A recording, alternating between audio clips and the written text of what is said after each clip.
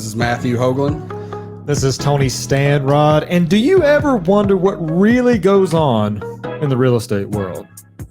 We're in the right place, so hop in, buckle up, and we're going to take a drive into episode 4 of Real Life in Real Estate. So let's go.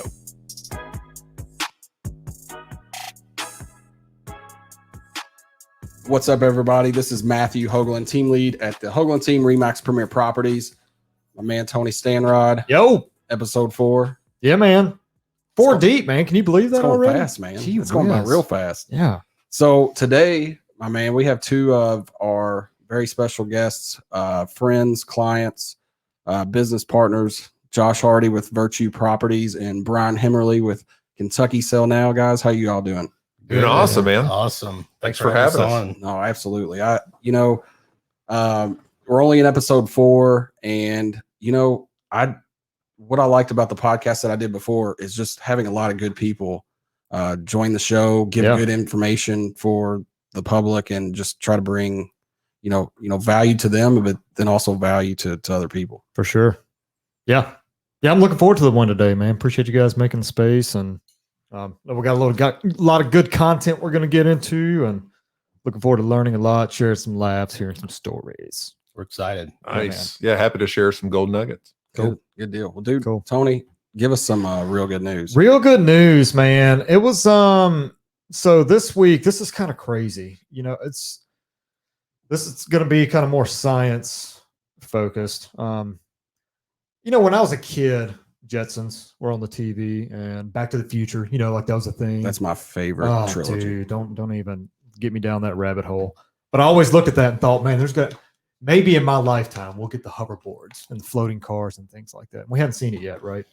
But then I run across stuff like this, and I'm like, well, maybe we are in that time. So there are some researchers at Stanford. All right, there was a guy that tragically back in 2007 lost every feeling, movement he had, paralyzed from the neck down. Okay. Stanford University researchers, they ended up using artificial intelligence software and a brain computer interface to help this man with immobilized limbs communicate by text. So this gets kind of crazy, man. Listen to this. So Jamie Henderson, he's a doctor, neurosurgery at Stanford. He implanted 2 microchips the size of a baby aspirin about 1 millimeter into this man's brain in 2017. The chips have electrodes that record neurons in the motor cortex, which is the part of the brain that controls hand movement. So when the man that got this implant imagines using his hand to write on a notepad, it starts texting. Gosh.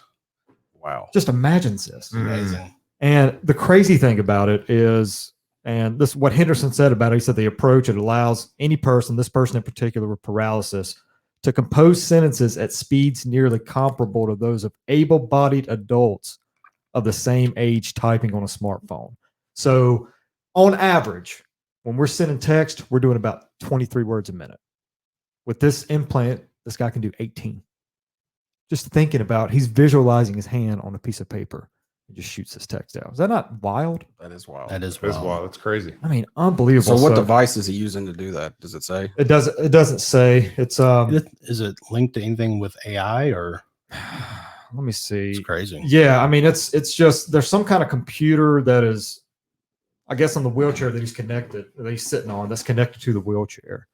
And yeah, so he just, however that's wired up to these implants and these little chips in his brain, just a visual, just thinks about it and text. Shows you the power of your mind. Isn't that unbelievable? Yeah. Yeah. That's awesome. So I thought, well, we might not have floating cars and hoverboards like old Michael J. Fox and Back to the Future, but we got some brain enabling communication. Well, we don't have floating cars, but we do have cars that drive themselves. That's right. That's pretty wild if you think about it. Yeah. How do you feel about that? Would you ever would you be in a car that you let drive itself? No, my kids might, because they won't know any, by the time they that'll get be normal for them. Yeah. That'll definitely be normal. Why do you have your hands on that circle thing? And, right. And it take a lot of trust. Right. I guess. Well, I had something come up on my Facebook feed 2 years ago today. There was a phone jack like in the wall that there wasn't a phone there. And the couple that I was showing, the girl's name was Natalie. She asked me, she goes, "Hey, what's that?" And she, at the time she was probably 23, 24. And I got the biggest chuckle out of that. But anyhow, that used to be how you communicated, Right. with wires in the walls. Used to be. Oh yeah. All right. Well, let's go to our next segment on this day. So I wanted this time around, I kind of focus more on music just because I like a lot of different music and that kind of stuff. But today in 1967, Aretha Franklin, the cover of Otis Redding's song "Respect" reaches #1 on this day. There it is. That's right. Oh yeah. Need the disco ball in here. Yeah. And then let's see. On this day in 1976, you guys will probably appreciate this one, but I mean, I do as well, obviously. But Queen's Bohemian Rhapsody goes gold, which gold, if you didn't know. I think Matt just called us old, Brian. Yeah. No, I didn't. Yeah. No way. He did. That was like a passive aggressive. You guys are like 5 or 6 years old. But anyway, gold basically means they sold 500,000 copies of their album or the song single, which since then they've probably quadrupled that or way more than that. So Cannot listen to that Sure. song without seeing Wayne's World. that's right. That's I think that's where I first heard it. I think so too. For me too. Yeah, great movie. I didn't follow Queen when I was that age. Well, the movie that they did in the last 5 years, that was actually really good. Yeah. Good. I mean, it was a little slow, but it was a good film. My last one, 2019, just 2 years ago, Jay-Z was named the world's first billionaire rapper by Forbes magazine. Really? Killing it. And Billionaire. this song, I'll never forget my junior year of high school. We listened to this. I lived in South Georgia all the way to Hilton Head, probably at least 10 times. Jeez, But man. yeah, no, I'm a music fan. Spinning that Yeah. cheese. I like it all. You I went like them from all. Aretha to Jay-Z. I know, man. Yeah. Wow. I'm covering the Surprised whole it's not spectrum. Puffy Combs or whatever his name is. Yeah. I thought he'd be the first billionaire. Oh, No, Puffy. it's Whatever. happened to 2019, man. Well, and I think Jay-Z, I could be wrong, but he has a lot of yeah, he It's does more than just production. music. I mean, I think he's got his own clothing line. He's Yeah. got a lot of Yeah. different stuff going on. He does. But anyway, guys, thanks for That's pretty good, sharing, man. Tony. Yeah, absolutely. So again, as we mentioned, our good friends here, Josh and Brian. Let's kind of start here. How did why real estate investing for you guys? I guess I could start. Yeah. I mean, I bought my first rental property in 2007. And you know what? Just being around other people that are in the industry or other successful people, people own real estate and they own businesses. Right. And so that's what kind of intrigued me about real estate. So I bought my first property in 2007 and I've had 3 for about 10 years. And I decided, you know what, I need to start looking into buying more properties. And that's kind of where this whole journey started, probably since 2018. Yeah, mine started in, I guess, May of 17. Our family was wanting to have an in-ground pool, and this was our way to fund that. Yeah. And so and I did my first flip, and then after that, it just was hooked. And then I figured out that it's a way to get freedom. Yeah. So That's pretty cool. And Brian, it's funny. You said you weren't really in real estate, but you did start investing in 07. I had an opportunity to start before I got into real estate, and it's scary. But the more now that I'm connected, now that I'm in real estate, we have a business. It's a great way to build your, wealth. I've talked about that before, like for your kids. And yeah, I mean, it's really exciting. Mhm. So Josh and I actually met through a mutual friend, probably 2 years ago, at the tail end of, unfortunately, one of his worst properties. But that's how I got connected to Josh, and then Josh and I, we sat down with Brian and Tony and had a meeting, and yeah, we've been working together for the last year or so as these guys get their business off and running, and they're really good guys. But how did you two get connected? we got connected through the local organization RIA, which is actually for this area is called CREA. We call it. It's Kentuckiana, Kentuckiana Real Estate Investors Association. Right. And we were had some people within the organization that, were throwing out names, said, you need to meet Brian. Hey, Brian, you need to meet Josh. And we finally hooked up. Yeah. And we've kind of hung out ever since. Yeah, we kind of actually connected. We were both working on a BRRRR, right? Which stands for buy, you rehab it, you rent it, you refinance it, and you repeat. We both were actually doing one at the time. And we were just kind of sharing notes. Hey, what are you doing? What are you doing for financing on the back end? And so we just got to know each other through that organization, which is awesome, by the way. Highly recommend it if you're local to check out Korea. And we just kind of started sharing our visions and stories and, our families. And we just kind of connected, right? We had A lot of shared values, vision, and quite honestly, different, similar skill sets, but different stuff, right? He's very good when it comes to rehab and being organized in numbers. And I've been, a sales and marketing background. So it's kind of been a sweet little marriage, as far as growing our portfolio and growing our businesses together. You guys complement each other well. And I can see that just in the way you interact with each other. I mean, it just works, So like specifically, just out of my own curiosity, like where are your focuses specifically? I know yours is more, like you just said, the rehab side, and then Brian, just speaking to that and with your companies and names and all that. Yeah. So I started Virtue Properties back in May of 17, and it's more of the flipping, where we, buy a home and add value to it and turn around and sell it for retail. And also for the rehab side. And that's what I tend to focus on, on the rehab side. And then Kentucky Sell Now, I just look at that business as a marketing business, a way to source my own real estate deals, right? And we go direct to seller. And most of the people that we work with are typically have some type of problem or challenge. So that's kind of the marketing business. And then he and I together have H2 Properties, which is our buy and hold business that we're working on growing. Cool. Yeah. How many properties you guys up to? 10, 11? We got nice. Let's see, we got 6 and we got 3 under contract. So 7, 8, 9. We just bought one last week and we're buying another one next week. And then when did you guys start together buying proproperties? May of last year. We bought the cottage. A year. Right, a year ago. I mean, that's impressive. That is impressive. Yeah, that's awesome. 10. So let's talk about this now. So you've some people that may be listening, how in the world are you getting 10 or 11 properties in a year?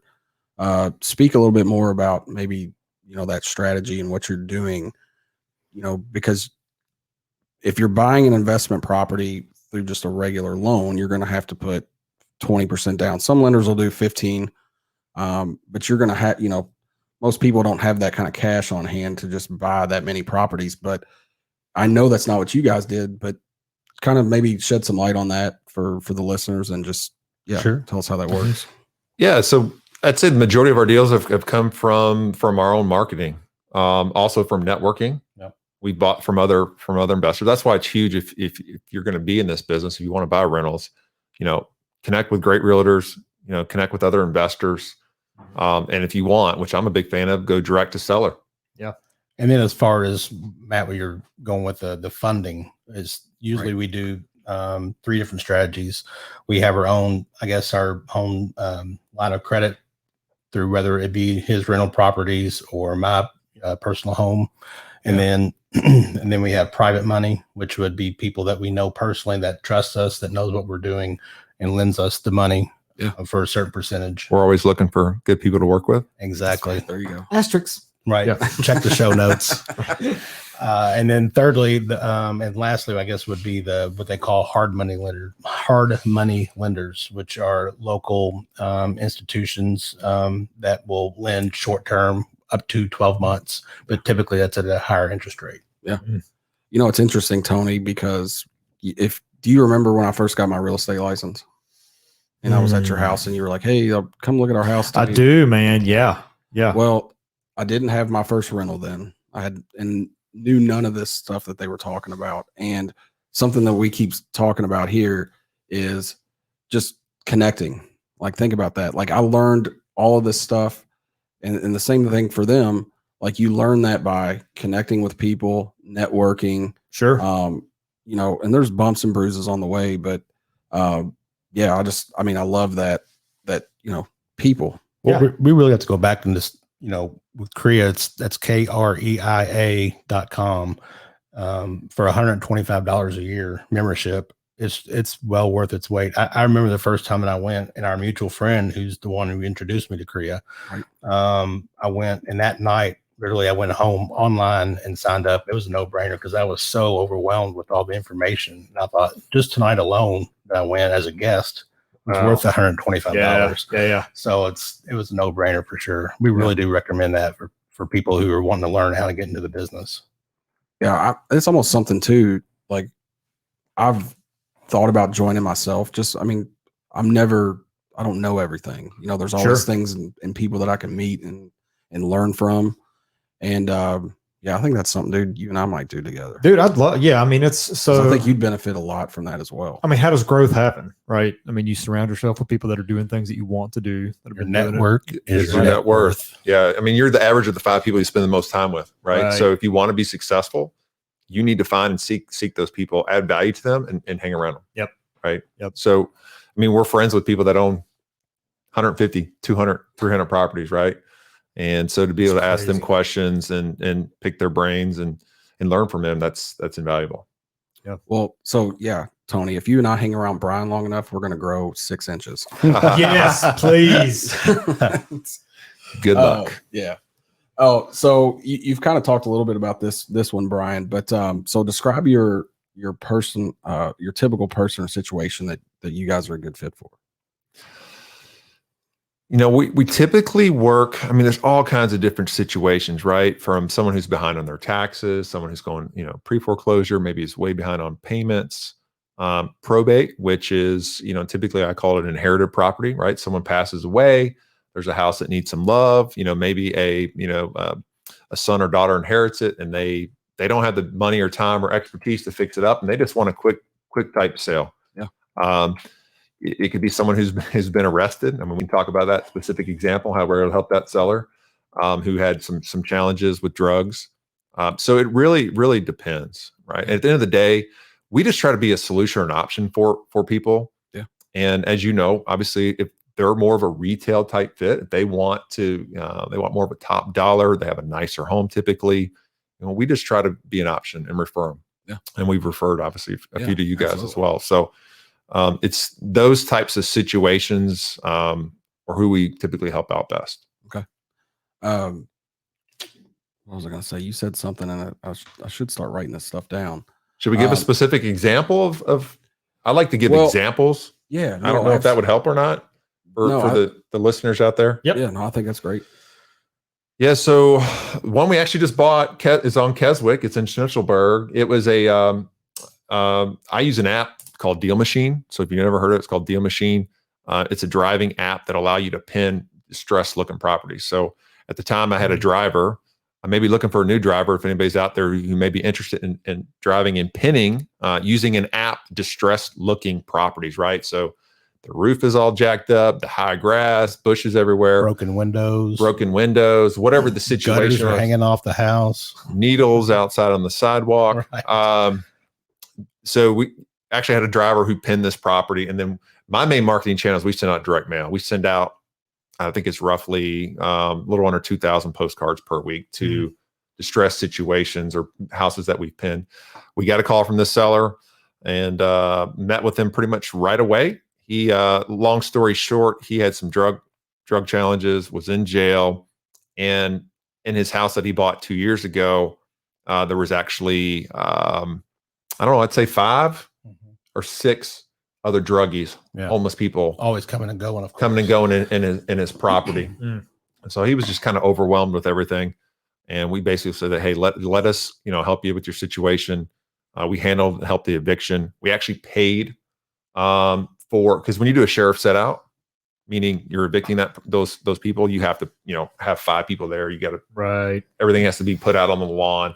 So we actually did that, paid for that up front, paid for the change locks to get everybody out of that house. And we actually didn't even close on this house until about 5 months later because of another situation that he wanted to wait on. So he could it was a divorce situation that he could wait to sell it to where he could take all the proceeds. Sure. So yeah, kind of it's wild, those are messy situations, but at the end of the day, he was tickled pink that we helped him. Oh, he loves us. I mean, it's a sad situation, but he was I mean, yeah, we He had was we added value to him. He was very fortunate. And we were getting a house at a really good price that we're going to keep long-term as a rental that we're going to turn in, and it's going to cash flow like crazy. So those are the unique type situations of people that we talk to every day that we just try to be an option or solution for them.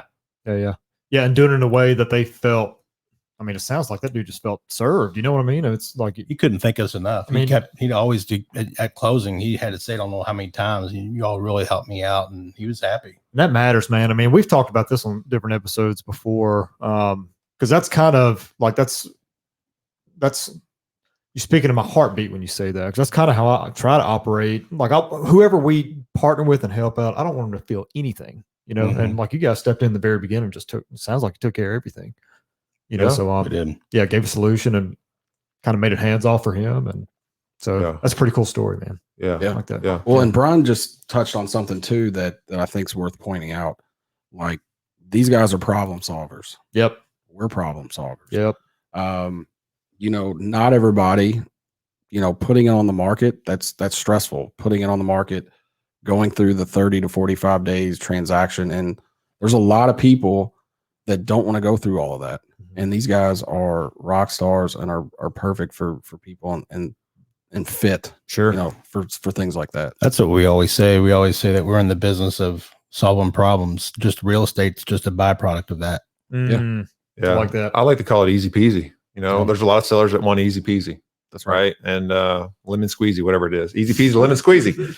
And we just try to make it simple and easy. And you know, if we're an option, great. If not, listen, and when we're very upfront, like, you know, when we buy properties, because we're going to add value to them, because we're going to put money into them, we have to be able to buy them at a price that makes sense. We give them, we have to make a profit. We give them speed and convenience, and they give us price. Yep. Yeah. Speed and convenience is what we provide. Well, cool. Well, as I mentioned before, you guys are killing it right now, and we certainly appreciate you guys partnering with us.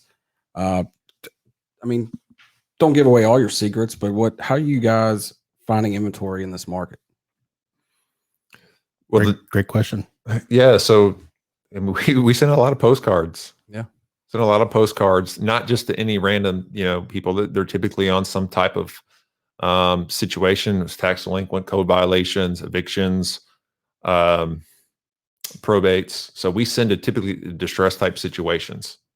So postcards has been our main channel. And there's a lot of investors out there that will text and cold call. We do limited cold calling, but that's usually to specific, maybe a stacked list, right? So maybe they're an absentee, maybe it's a vacant house, maybe it's tax delinquent, right? So we want to try to get a hold of those homeowners and see if they're willing to sell the property. Right. Virtue Properties runs an ad. They have been for the last 4 years in a print ad. And that's brought us some deals. Mainly, like you said, direct mail is 95% of it.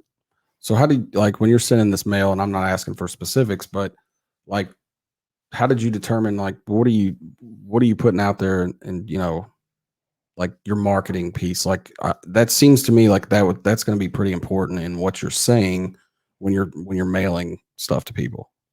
It's more of how many touches. Yeah, I think so. Like, oh yeah, because when they get that piece of mail, I mean, think about when you get mail. There's a lot of times that people just throw it in the garbage. Like, oh gosh, here they go again. It's Wednesday. There's a whole stack of yeah. But when you have somebody that's got, you know, they're facing maybe foreclosure, you know, they got some, I'll call it pain points, right? You know, at some point they're going to say, okay, you know, time has gone by, because we don't mail it week after week after week. It's on a cycle. Yeah. So after maybe the third or fourth touch, that's when they may pick up the phone and call, and they're like, okay.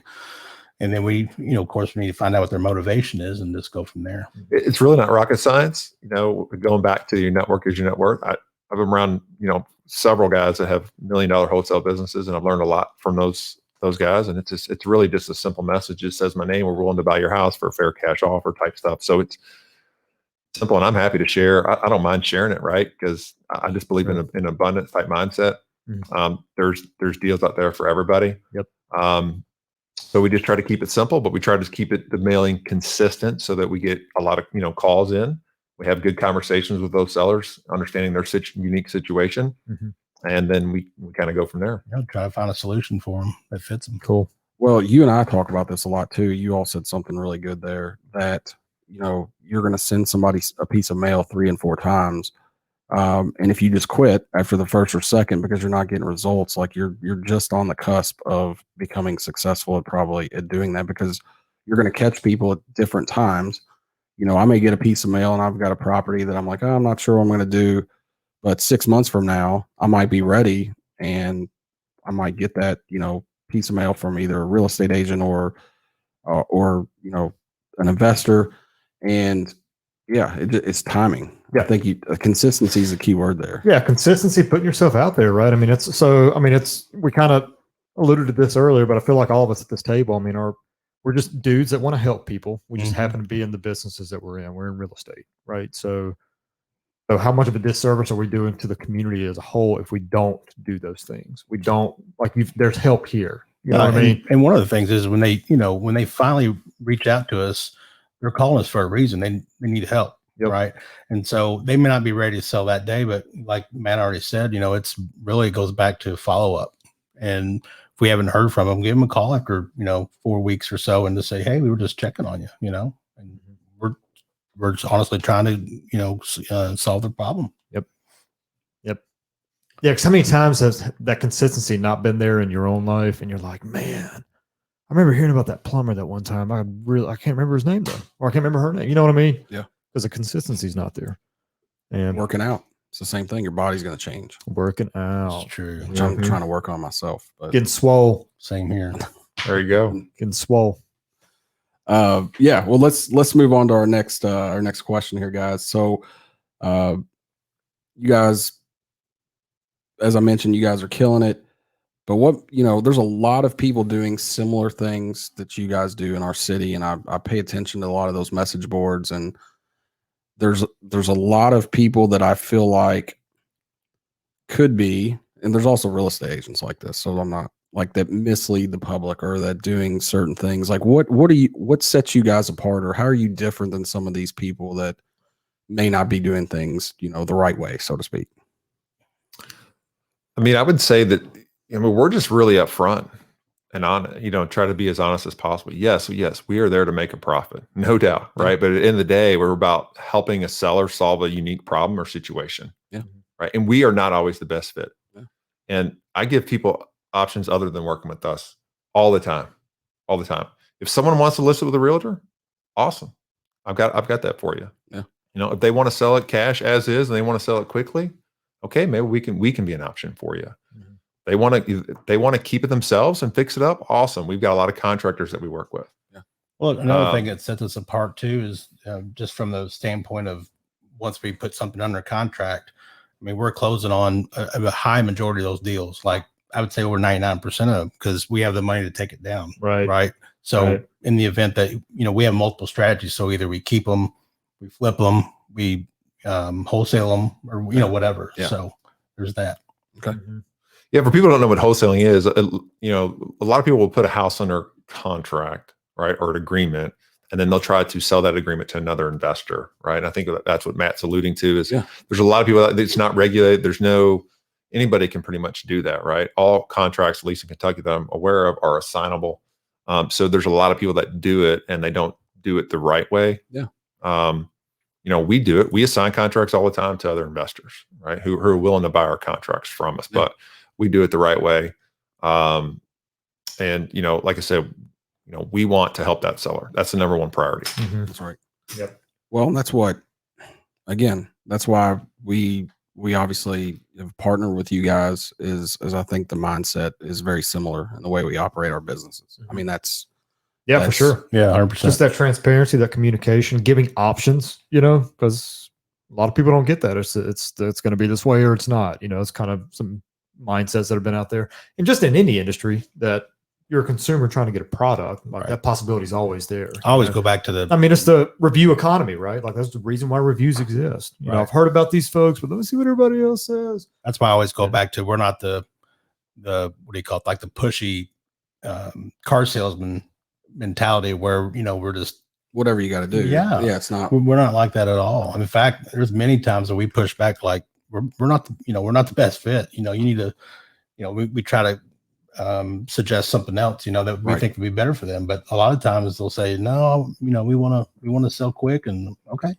Yeah, I mean, we can help you out. That reminds me, going back to this point too. I got a call from a seller, who had the postcard on her refrigerator for 6 months, and really, I went out and met with her, had a good conversation with her. I'm like, listen, like, I can buy this property, but you understand I have to make a profit. If you sell this with a realtor, you're going to make more money. She's like, I just want it. I just want it done quickly and fast. Can you just help me, Brian? All right, awesome. So we actually ended up assigning it to another investor. Yeah. But we did it probably within 10 days. And I think you made a good point earlier, Brian. And this stuck out to me the first time we met, is just like perception is reality, right? So even the way you conduct your business and the transparency you can have and the options you give is from that abundance kind of mentality. Because if you got a poverty mentality, then you're close-fisted about everything, how freeing that is to be able to do that, for you to live in that way and conduct your business that way, but also how freeing it is for other people to experience that. You know what I'm saying? That they don't feel pigeonholed into one certain area. And just gives them freedom to make the choice that's best for them too. Right. So Absolutely. yeah, I like that. So this is kind of, I actually didn't have this question written down with me before, but so Tony has somebody that he follows that's like in the real estate space, Ricky Caruth, and I'm a big Tom Ferry fan as well. So who do you guys like? Do you have somebody that maybe that you like, a mentor, and obviously Jay Pitts, our broker as a mentor, friend, and that type of thing as well. Mentor from a distance, so to speak. Yeah. Yeah. So who do you guys have that you look up, and I'm actually drawing a blank on the gentleman's name, but the guy that we that did the video or the Zoom call about 3 or 4 months. Oh yeah, Corey Raymond. Yeah, Corey's a successful investor out of Wisconsin. He has well over a 7-figure business. He's a big fan of the Burr model, and I've just met him through my network, right? Yep. And it all started back with a podcast from 3 years ago. So Corey's one we can call. Zach Booth is awesome. Cody Hoffine. Both those guys have 7-figure businesses out of Utah. So well connected with those guys and always learning from them as well. Cool. Yeah, for me, it's I listen to a lot of Bigger Pockets with Brandon Turner and David Green. That's usually who I guess go with. For me. Awesome. What about books, Brian? I know you're a reader. Yeah, what's a good book, man? You recommended a couple of good ones last time we were together. What's the newest one you got on your mind? Oh man, I just ordered 4 new ones. Actually, one I ordered I'm excited about is I don't remember the name, but it has to do with your subconscious. So I'd like to research more. Who you are is really about your kind of when you're growing up and your background and what happened to you. Yep. Right. But I think you can change your subconscious. Never Split the Difference is written by Chris Voss. He was an FBI lead hostage negotiator. Great book on negotiation.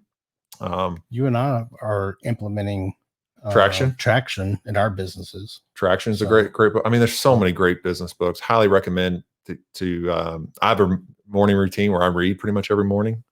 Highly recommend that create that routine, because it changes you when you read. The more you just pour into your mind that's positive. Yep. One of the popular books that a lot of people mention, especially on Bigger Pockets, is that they read, like their first book that really changed their mindset, is Rich Dad, Poor Dad. Right. That's a good one too. If you haven't read that, that's a good one. I've heard that more than once for sure. That's a good one. That's a good one. I know the book I just ordered. It's Who, Not How. Right. And that's one thing that I'm struggling with is, I'm trying to do everything a lot, right, when it comes to the sales and marketing, and I need to start opening my mindset to be the CEO, the visionary, and start implementing who can help me do these things. Right. Because at the end of the day, we want to create businesses that serve us, right? Sure. That we're able to employ awesome people, have an awesome culture, and where they can be proud to come and work someday. Yeah. Virtue Properties just recently, this week actually, just hired our first independent contractor. So that was a big leap for us, and we're excited about that. And he's kind of our head guy on rehabs, and we're hoping to scale it from there. So, awesome. So if you're local to Louisville and you're interested in real estate, we'd be interested in talking to you if you've got grit and hustle. Yeah. That's just part of a growing company. And that's just not on the rehab side. That's also on the acquisition side as well. So there's multiple opportunities for sure. That's great. If it don't work out with Matt, I'll be giving you guys a call. Go ahead. Love it. We'd love it. He's a good one. Yeah, he's I'm a not good going. one. I'm not going anywhere. He's a good one. What so you're a full-time contractor, so he's basically, so when you guys buy a flip property, which I know, so is he working on your one on Edsel now? No, he's actually on Keswick right now. So he would do, our rentals together, my personal rentals. If we need him at one of our rentals, whether it be Brian's personal, ours together, or mine, he would make service calls. He's kind of a jack of all trades, if you will, can do a little bit of everything. So we're just going to, the main thing is to keep him busy. He's got a salary, and we're going to keep him busy on our rehabs. And I guess worst case, if we get to the point where we're not buying anymore, which I don't see that anywhere in the near future, we could sub them out to other investors that would, could use them on their projects. But I don't see that right now at all. Nice. Well, and I can't overstate this enough. Having quality contractors, quality people to help you do the work makes all the difference. Dime a dozen. Preach. The guys 100%. That help me with my rental properties, if I'm buying one that I'm going to flip to rent, kind of what you guys were talking about with the BRRRR strategy, or if I have an issue on one of them, like I have people that can get there within 24 hours, and it's invaluable. And I constantly tell those people that, hey, I can't do what I'm trying to do without you guys, and just shower that appreciation on them, because they're hard to find. I mean, it's hard to get people to do work. Yep. It really is. No, you're totally right. Brian knows that we've been through it, this year, for sure. One back to back. So we'll you're right. But you either learn or you earn. That's right. That's right. I like that. Learn or earn. Well, dude, what, guys, so someone wants to get into investing, like Tony, for example. He and I have been talking about that a lot. Where do you suggest they get started? Well, I mean, there's, of course, us, we always are open and love to talk to anybody about real estate investing. We love to talk real estate just in general, values and appreciation, and from investing and flips and whatever. So, and if it's not us, then we definitely recommend, podcasts, and then also Korea.com, the local meetup. It's at Woodhaven Country Club. They meet the fourth Thursday of every month. And it's $30 for non-members, and it includes a meal, and it's definitely worth the time. Yeah, there's definitely other meetup groups too. So we're always happy to help out, and they can, obviously reach out to us. I'm a big fan of podcasts, the Bigger Pockets, Wholesaling Inc. I think it's still available. There's all different types of podcasts, but I would encourage people to, if they're going to start listening to it, don't just listen to them, but actually take some action behind some of those learnings. Because a lot of people just listen and they sit back and they do nothing. You just said it, take action. Right. Corey, I do remember this now from like 3 or 4 months ago. They had a Zoom meet where, and one of the things that Corey had said in that meet was, he started with somebody else who was talking about getting into it and trying to learn, and he took action while the other guy stood still and still hasn't bought his first rental property. So it's intimidating. It really is. But I think you also have to jump in to, get a taste for it, because then after you get your first or second one, it's like, okay, I'm ready to get another one. Are investment properties like tattoos? You get one, if you got to keep it good. If you get the right one, if you get the right tattoo. Not if you get that butterfly on your lower back. Right. You're not getting any more. The tramp stamp. You got anything else, Tony, you want to add, or questions? Dude, no, I really appreciate you guys. I mean, I was looking forward to this one myself, just because of conversations Matt and I have had. This is something I'm looking forward to stepping into in the next year or so, just on the investment side of things. So, so I mean, I'm going to re-listen to this and take a lot of what you guys said and make sure, tap into those resources. Absolutely. And $30 for dinner, man, I'll pay that. Exactly. You know what I'm saying? And it's a buffet. It's like it's at Woodhaven Country Club, buffet, which is the big party club. Right. I love that place. Right. That's probably one of my favorite clubs. And there's just from the amenities alone. There's other meetups. What we're talking about, house buying guys. I think it's Bo Hollis and Brad No. They have Yep, something they have one, and it's next called- gen as well is another one that they I think have. theirs is on the first Monday of every month, if I'm not mistaken. The next gen is the second Tuesday of every month at Brewster's on Shelbyville Road. There's a lot of people Yeah. from our office that are part Yeah, of I that. think that's hosted by Hampton Scurlock and Todd Hunter. Yeah. So yeah, there's a lot of good meetups, and a lot of most of them are free. Most of them are. Yeah. So Cool. take advantage of it. Absolutely. Yep. Well, gentlemen, thank you again. How if anybody needs looking to use your services or utilize you guys in any way, what's the best way to get a hold of you?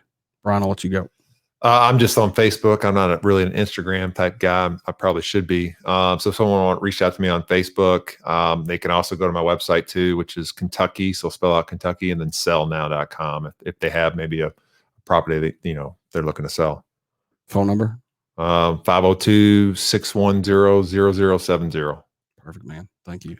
Yeah, so I'm on Facebook and also Instagram as well. I think it's Josh _by BY _ Golly GOLLY. I love that handle, man. Right? Yeah, I do.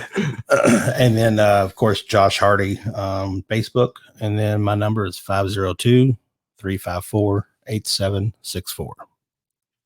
Right on. Appreciate you guys joining us. It's been a good show, man. Looking forward to cracking this one back open, getting some of those books that we were talking about. And yeah, if you guys got any questions, reach out to Brian, Josh. I know they're an open book, willing to talk to anybody. Find Matt and I online as well. Keep following the Real Life and Real Estate podcast. Give us some feedback. Give us some subscribes, thumbs up, reviews. Let us know how we're doing, what kind of content you guys want to hear. We'll do our best to serve you well. So until next time, peace out. Deuces.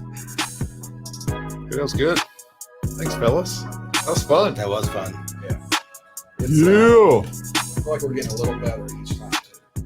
You're a natural, dude. He is. Dude, he's got like this natural voice. I know, he's like, I mean, you're good too. Don't get me wrong. No, But he's I got know like what this I am. natural, I'm impressed. This is fun. I mean, Matt will tell you how excited I was when he told me about it and invited me in. I was like, yeah, let's do it. And I'm